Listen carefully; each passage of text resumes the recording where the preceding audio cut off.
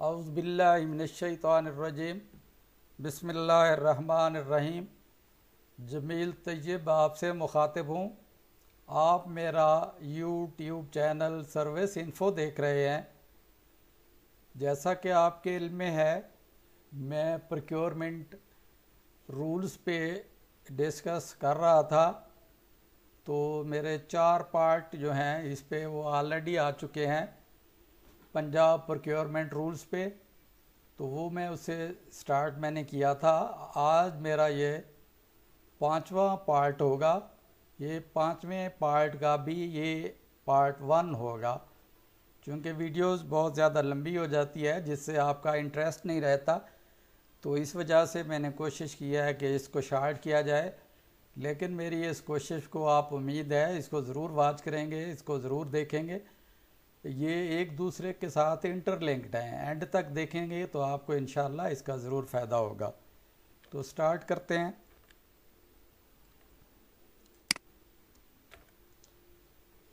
ये वही पुराना, ये जो असल में पेपरा है, बेसिकली ये पंजाब प्रोक्योरमेंट रेगुलेटरी अथॉरिटी है।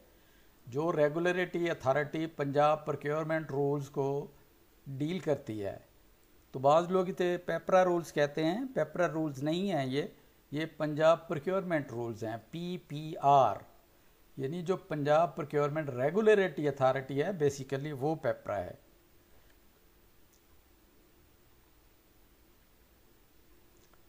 ये वो चीज़ें हैं पार्ट चैप्टर 1 में। ये मैं जनरल प्रोविजंस डिस्कस कर चुका हूँ। पार्ट 2 में ये प्रोक्योरमेंट प्लानिंग ये भी आ गया है। तो पार्ट 3 में एडवर्टाइजमेंट का प्रोसेस था कि इसको एडवर्टाइज़ कैसे करना है। और साथ ही ये चौथा चैप्टर था, इसमें था प्री क्वालिफ़िकेशन, क्वालिफ़िकेशन एंड डिसक्वालिफ़िकेशन। इसमें हमने ये डिस्कस किया था कि कोई अगर फर्म है तो उसको प्री क्वालिफाई कैसे करना है, उसको क्वालिफाई कैसे करना है। तो डिसक्वालिफ़िकेशन, अगर उसको डिसक्वालीफाई करना है तो वो रिजेक्ट करना है तो वो किस तरह करना है। तो ये आज का जो चैप्टर है 5वां चैप्टर, ये मेथड ऑफ प्रोक्योरमेंट है। और ये मेथड ऑफ प्रोक्योरमेंट का पार्ट फर्स्ट है। तो यानी गोया कि ये 5वें का पार्ट फर्स्ट हो गया। तो आज का जो मेथड ऑफ प्रोक्योरमेंट है ये भी काफ़ी इम्पॉर्टेंट है। तो इसमें जो अक्सर चीज़ें हैं इसमें आ जाती हैं। तो ये रूल्स 22 है, इसमें प्रिंसिपल मेथड ऑफ प्रोक्योरमेंट। तो इसमें हमने जो उसूल हैं वो मेथड जो प्रोक्योरमेंट के तरीक़ाकार के हवाले से वो हमने इसमें डिस्कस करने हैं। ये किसके लिए होंगे? ये एक तो प्रोक्योरमेंट ऑफ गुड्स के हवाले से है, एक सर्विसेज के हवाले से है, तीसरा वर्क्स के हवाले से है। कुछ लोगों को ये कन्फ्यूजन होती है ये प्रोक्योरमेंट सिर्फ प्रोक्योरमेंट ऑफ गुड्स है, लेकिन ऐसा नहीं है। इसमें सर्विसेज भी शामिल हैं, इसमें वर्क्स भी शामिल है। तो बाज़ लोगों को ये थोड़ी कन्फ्यूजन होती है। तो इसमें मैं क्लियर करना चाहूँगा कि इसमें सिर्फ, चूँकि ये पेपरा जो है ये रेगुलेटरी अथॉरिटी है, ये रेगुलेटरी अथॉरिटी इन 3 चीज़ों को डील करती है, जिसमें प्रोक्योरमेंट भी है, सर्विसेज भी है, वर्क्स भी है।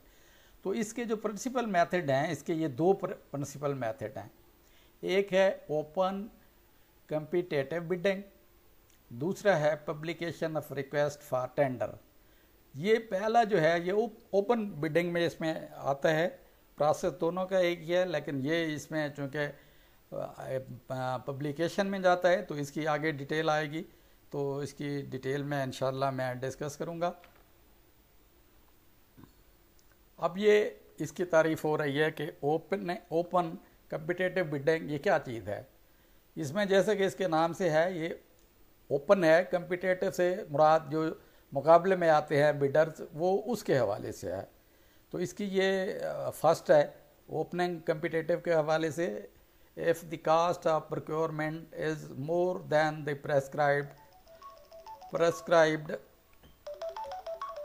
Prescribed financial limit. जो फाइनेंशियल लिमिट है, फाइनेंशियल लिमिट की जो अगर मोर देन है तो उसमें फिर ये आएगा हमारा ये ओपनिंग बिडिंग के हवाले से।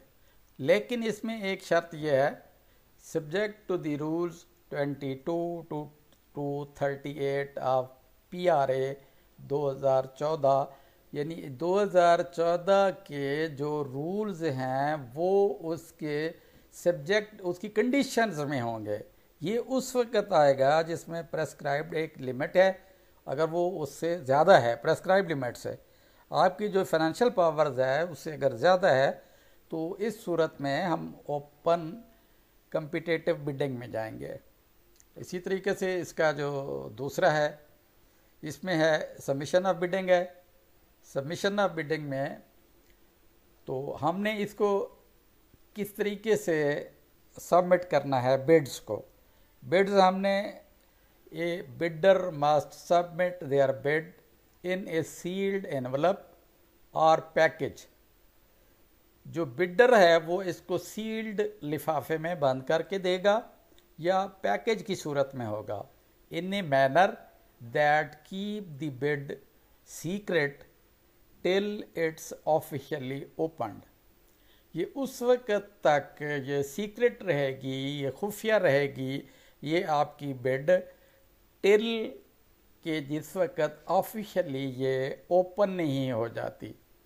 इसमें हमने कौन कौन सी चीज़ें हैं जो सबमिशन ऑफ बिड में होंगी। इस बिड में होंगे स्पेसिफाई द मैनर, हम इसमें मैनर्स को स्पेसिफाई करेंगे, उसको बताएंगे, पूरा एक तरीक़ाकार को बताएंगे, वे को बताएंगे। इसमें पहले में, दूसरे में फिर method of submission. Method of submission इसमें ये हम बताएंगे कि सबमिशन का उसका मेथड क्या होगा। ये मेथड ऑफ सबमिशन मैं आगे इस पर डिटेल डिस्कस करूँगा। फिर आगे है receipt of bids in an clear and perfect manner in the bidding documents. Bidding documents में जो इसकी वसूली का तरीक़ाकार है उसको क्लियरली आपने मेंशन करना है। Receipt of bids in an clear and perfect manner in the bidding documents. Bidding documents में इसको आपने इसकी वसूली को क्लियरली डिफाइन करना है, स्पेसिफाई करना है। आगे बिडिंग डॉक्यूमेंट्स ये इंतहाई अहम डॉक्यूमेंट है, तो इसी पे ही सारा कुछ बेस करता है। कोई अगर इसमें खुदा न खास्ता कोई चीज़ रह जाती है तो जिस वक्त हम इसको पेपरा की वेबसाइट पे अपलोड करते हैं तो एक टेंडर अपलोड करते हैं, एक बिडिंग डॉक्यूमेंट्स अपलोड करते हैं, लेकिन जो बिडिंग डॉक्यूमेंट्स है जिस वक्त वो उसकी साइट पर अपलोड होता है तो फ़ौरन आपके पास एक मैसेज आ जाता है कि मिस प्रोक्योरमेंट।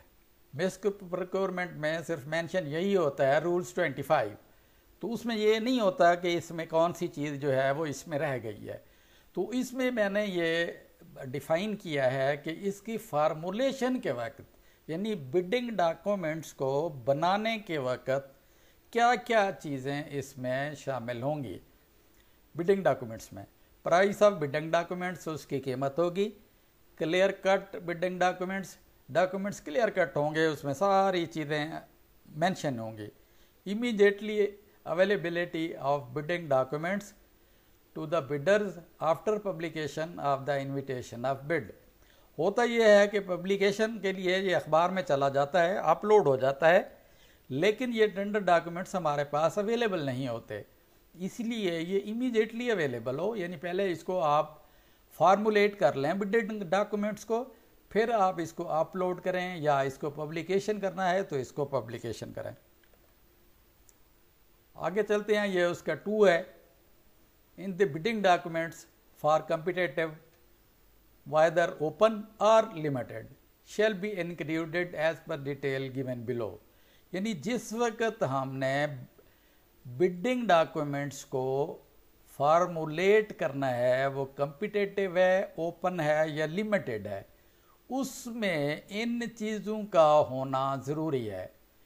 बाज़ औक़ात हम सिर्फ चंद चीज़ें बिडिंग डॉक्यूमेंट्स में मेंशन कर देते हैं, उसके बाद एक मुबहम सा सूरत हाल पैदा होती है जिस वक्त हम बिडिंग डॉक्यूमेंट्स को ओपन करते हैं तो बाज़ औक़ात बिडर की तरफ से, कंट्रैक्टर की तरफ से मुख्तलिफ चीज़ें आती हैं कि इसमें ये नहीं है, इसमें ये नहीं है, तो ये इसमें एक क्राइटेरिया दिया हुआ है। इस क्राइटेरिया को आपने लाजमी शामिल करना है बिडिंग डॉक्यूमेंट्स में। एक तो इनविटेशन ऑफ बिड, जो आपने इनविटेशन ऑफ बिड जो अपलोड की है वो इसमें शामिल होनी चाहिए बिडिंग डॉक्यूमेंट्स में। फिर इंस्ट्रक्शंस टू बिडर्स, बिल्डर्स के बारे में सारी उसमें हिदायत दी हुई होनी चाहिए। फिर है फॉर्म ऑफ बिड, आपने एक फॉर्म बनाना है, उस फॉर्म में आपने वो जो जितने भी आप प्रोक्योर करना जा रहे हैं या सर्विसेज के हवाले से है या वर्क के हवाले से है, उसका आपने एक फॉर्म जनरेट करना होगा। आगे है फॉर्म ऑफ कंट्रैक्टर, फिर उसको कंट्रैक्टर के फॉर्म को भी आपने डिज़ाइन करना है। फिर जर्नल और स्पेशल कंडीशन ऑफ कंट्रैक्टर, अगर कोई जर्नल या स्पेशल कंडीशंस हैं, बाज़ औक़ात हम कम कंडीशंस देते हैं, इसका अलग अलग से एक हेड बनाएं जिसमें आप मेंशन करें कि ये क्लियर जर्नल इसकी कंडीशंस क्या हैं और स्पेशल कंडीशंस क्या हैं। फिर स्पेसिफिकेशन एंड ड्राइंग और परफॉर्मेंस क्राइटेरिया, उसमें आपने इसको स्पेसिफाई करना है जहाँ पे एप्लीकेबल हो। अगर वो परफॉर्मेंस क्राइटेरिया उसमें मेंशन करना है तो ठीक है, अदरवाइज इसको स्किप कर दें। लिस्ट ऑफ गुड्स और bill of quantities where applicable, आपने लिस्ट ऑफ गुड्स भी इसी टेंडर डॉक्यूमेंट्स में ही आपने देनी है। आगे चलते हैं, ये उसके कंटिन्यू है, आगे चल रहा है। फिर डिलीवरी टाइम और कंप्लीशन शेड्यूल, ये भी आपने बिडिंग डॉक्यूमेंट्स का हिस्सा होगा, यानी डिलीवरी टाइम भी उसमें मेंशन होगा।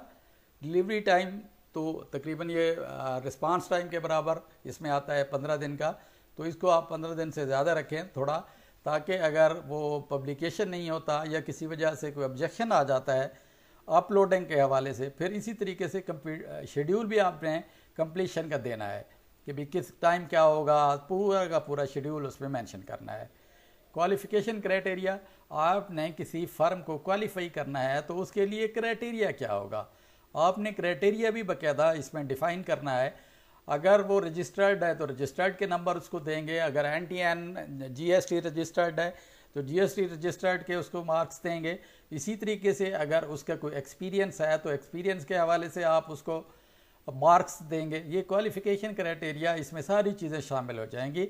इवन के आपने उसमें जो उसके बैंक स्टेटमेंट है उससे भी देखना है कि वो क्वालिफाई कर भी सकेगा कि नहीं, यानी जितनी आप प्रोक्योर करना जा रहे हैं उससे ज़्यादा उसके पास अमाउंट भी अवेलेबल है या नहीं। फिर है बिड एवेल्यूएशन क्राइटेरिया, जिस वक्त ये आ जाएगा फिर बिड को आपने कैसे एवेल्यूएट करना है, क्या क्या चीज़ें जो बिडिंग डॉक्यूमेंट्स में इस बात को मेंशन करना है कि आपका बिडिंग एवेल्यूएशन क्राइटेरिया क्या होगा, ताकि किसी बिडर को ये पता हो कि आपका क्राइटेरिया क्या है, ताकि वो पूरी चीज़ें इसमें शामिल करे। आगे है format of all securities required, इसमें ये भी फॉर्मेट आपने देना होगा वेयर एप्लीकेबल, जहाँ पे एप्लीकेबल है, अगर सिक्योरिटीज़ के हवाले से है। Detail of standards if any, अगर कोई स्टैंडर्ड्स हैं तो उसमें स्टैंडर्ड को भी मेंशन करना होगा। That are to be used in assessing the quality of good works और सर्विसेज स्पेसिफाइड, ये आपने डिटेल इसकी स्टैंडर्ड की इन तीनों चीज़ें की देनी है कि गुड वर्क्स या सर्विसेज के हवाले से है वो आपने स्पेसिफाइड इसको करना है, इसको डिटेल में आपने देना है। फिर है any other detail not inconsistent with the rules these rules and that the procurement agency may deem necessary, अगर कोई ऐसी चीज़ जो रूल से कंट्राडिक्टेड नहीं है तो वो भी अगर इसमें अगर आप देना चाहेंगे इनकंसिस्टेंट, अगर वो मकसद अदर देन है तो वो भी अगर आप चाहें तो वो भी इसमें आप शामिल कर सकते हैं, जो नेसेसरी चीज़ें हैं इनके अलावा। तो आगे चलते हैं, एनी नेसेसरी इंफॉर्मेशन रिगार्डिंग, आपके पास कोई ऐसी इंफॉर्मेशन है जो आप उसमें अब मेंशन करना चाह रहे हैं, बाद में मेंशन करना चाह रहे हैं, कोई आपने उसमें मेंशन करना था तो वो मेंशन नहीं हुई, तो उसमें बिडिंग एवेल्यूएशन में ये नेसेसरी इंफॉर्मेशन होंगी बिडिंग में, फिर बिडिंग एवेल्यूएशन में, इनविटेशन ऑफ बिड्स में, further issues of the bidder documents, अगर कोई इसके अलावा इश्यूज हैं तो वो भी इसमें आपने मेंशन करने हैं। Must be provided in well and time, timely आपने उसको बिडर को देनी है ऑन सेम अपॉर्चुनिटी बेसिस, यानी सबको आपने एक ही जो बेस है, अपॉर्चुनिटी है, उसको जो आप पेशगी देना चाह रहे हैं वो सेम देंगे और वेल एंड टाइम देंगे किसी भी वेंडर को। उसके बाद आगे चलते हैं essential change and procurement process. अगर कोई आप चाह रहे हैं कोई नेसेसरी इसमें चेंज है, वो चेंज आप उसमें नहीं कर सके उस वक़्त, तो बाद में आपके जहन में आया कि ये इसेंशियल है तो इसकी चेंज भी ज़रूरी है, तो the same change may be made in the manner like as to that of the original advertisement. इसको ओरिजिनल डॉक्यूमेंट्स की तरह आपने उसको चेंज करना है, गोया के ओरिजिनल डॉक्यूमेंट्स में भी होगा एडवर्टाइजमेंट में, तो ये चेंज होगी अगर आपको कोई एसेंशियल चेंज है। फिर है स्टैंडर्ड बिडिंग डॉक्यूमेंट्स। बेसिकली आपको जो यूज़ करने हैं वो स्टैंडर्ड बिडिंग डॉक्यूमेंट्स यूज़ करने हैं, लेकिन बाज़-औक़ात होता यह है कि बिडिंग डॉक्यूमेंट जो स्टैंडर्ड हैं वो अंडर प्रोसेस होते हैं या अंडर अप्रूवल होते हैं, तो उस सूरत में पहले तो यही है कि procurement agency shall use standard bidding documents as and when notified under the rules. जब वो नोटिफाई होगी अंडर द रूल्स आपने यूज स्टैंडर्ड बिडिंग डॉक्यूमेंट्स करने हैं। अच्छा, सपोज आपके पास उस वक़्त नहीं होते till the receiving of notified documents, already available documents may be used to the extent they are not contradicted with these rules। अगर आपके पास ऑलरेडी कोई बिडिंग डॉक्यूमेंट्स हैं तो उनको आप यूज़ कर सकते हैं, लेकिन उसके लिए शर्त यही है कि वो कंट्राडिक्टेड विद दीज रूल्स, यानी इन रूल्स के खिलाफ वो नहीं होने चाहिए। आगे चलते हैं डिटर्मिनेशन ऑफ फी या बिडिंग डॉक्यूमेंट्स। इसमें अक्सर अबहम होता है बाज़ प्रोक्योरिंग एजेंसीज़ को कि इसकी कीमत कितनी रखनी चाहिए। इसमें होता यह है कि कास्ट ऑफ प्रिंटिंग, यानी कि उसकी जो प्रिंटिंग कास्ट है उसको सामने रखेंगे, cost of a set of bidding documents to be provided to the prospective bidder. जो भी बिडर है आपने उसको एक सेट प्रोवाइड करना है, इसको मिला के आपने एक डिटरमिन करनी है फीस को आपने अपनी तरफ से। इसमें कोई ये नहीं है कि आपने कितनी रखनी है, लेकिन आपके जो एक्सपेंस हैं प्रिंटिंग के या फ़ोटोकॉपीज़ हैं या जो भी आपके बिडिंग डॉक्यूमेंट्स के हवाले से हैं उसकी कास्ट को डिटरमिन करके आपने ये फ़ी जो बिडर के हवाले से है वो आपने डिटरमिन करनी है। तो इसमें next video will be recorded on method of procurement 2। ये मेरा पार्ट 1 था, तो इसको भी मैंने 2 पार्ट कर दिए हैं क्योंकि टाइम ज़्यादा लग जाता है। तो मैं तो नहीं चाह रहा होता कि इसको पार्ट वाइज किया जाए, लेकिन इसमें बाज़ दोस्तों का तकाज़ा था कि इसको शार्ट किया जाए, तो इसी हवाले से मैंने शार्ट कर दिया है। तो इसका नेक्स्ट भी इसका पार्ट 2 होगा मेथड ऑफ प्रोक्योरमेंट का। तो इसमें रिक्वेस्ट जो ऑलरेडी एक यहाँ मेरी स्लाइड में है, you are requested to please watch, subscribe, share, link and suggest any improvement in future. Thanks and regard। तो ये प्रोक्योरमेंट का प्रोसेस जो ख़ास कर ये मेथड ऑफ प्रोक्योरमेंट है ये इंतहाई अहम है। इसमें जो ख़ास अहम है वो बिडिंग डॉक्यूमेंट्स है। बिडिंग डॉक्यूमेंट्स आपका लीगल डॉक्यूमेंट्स है, तो लीगल डॉक्यूमेंट्स में ही आपका बेस होता है। इसी हवाले से मैं रिक्वेस्ट करूँगा कि जिस वक्त आप बिडिंग डॉक्यूमेंट्स को फार्मूलेट करें, बनाएं, कंस्टिट्यूट करें, जनरेट करें, तो उसमें ये सारी चीज़ें उसमें शामिल करें। इसके साथ ही मैं आपसे इजाज़त चाहूँगा। अपना ख्याल रखिएगा। अल्लाह हाफ़िज़। अस्सलामु अलैकुम वरहमतुल्लाह वबरकातुहू।